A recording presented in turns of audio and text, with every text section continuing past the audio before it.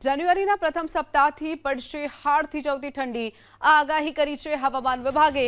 જાન્યુઆરીના પ્રારંભ સાથે જ આખરે શિયાળો અસલ મિજાજ બતાવે તેવું પણ લાગી રહ્યું છે। આગામી 1 થી 7 જાન્યુઆરી સુધી લઘુત્તમ તાપમાન 11 થી 13 ડિગ્રીની વચ્ચે રહી શકે છે।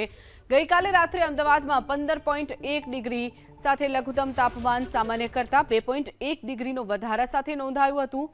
આગામી 31 ડિસેમ્બર સુધી અમદાવાદનું તાપમાન 14 ડિગ્રીની આસપાસ નોંધાઈ શકે છે। જો કે 1 જાન્યુઆરીથી ઠંડીનું જોર વધી શકે છે। શનિવારે નલિયામાં 11.2 ડિગ્રી, જ્યારે ડીસામાં 13.2 ડિગ્રી, અમરેલીમાં 13.8, ગાંધીનગરમાં 14, રાજકોટમાં 14.4 ડિગ્રી અને વડોદરામાં 14.6, ભાવનગરમાં 16.8, સુરતમાં 17.8 ડિગ્રી સરેરાશ લઘુત્તમ તાપમાન નોંધાયું હતું। હવામાન વિભાગના મતે આગામી 5 દિવસ તાપમાનમાં ફેરફારની સંભાવના નહિવત જોવા મળશે। આ પછી તાપમાન 4 ડિગ્રી જેટલું ઘટી શકે છે।